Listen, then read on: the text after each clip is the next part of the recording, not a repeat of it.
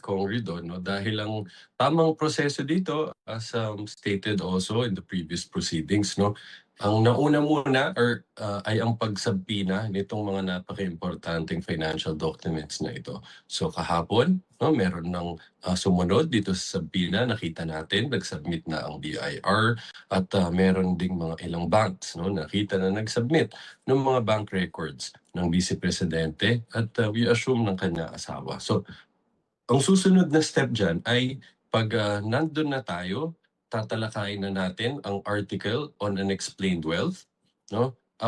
Magpepresenta kami ng mga witnesses who will identify these financial documents, no? Pagkatapos noon, we will formally offer them in evidence. So yun na yung parte kung saan hihingi na namin sa korte na tanggapin na tong mga dokumento bilang ebidensya.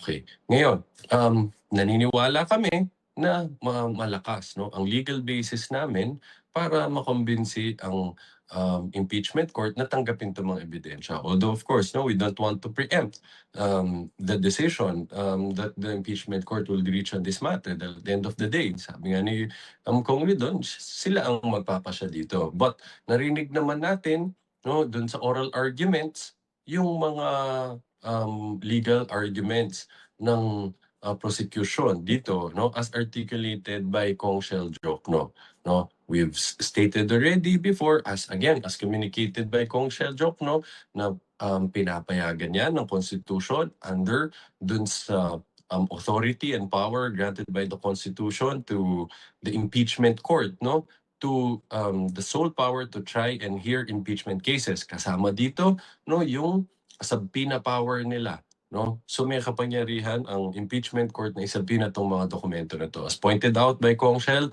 pati yung mga laws, no, governing this kinds of financial documents, they allow, no, the use of these documents in a court proceeding like this. So again, at the end of the day, sila ang impeachment court to magdidesisyon dyan, but based na dun sa mga tinalakay na legal arguments ni Kong Shell Jokno during the oral arguments, may tiwala ho kami na matatanggap itong mga to.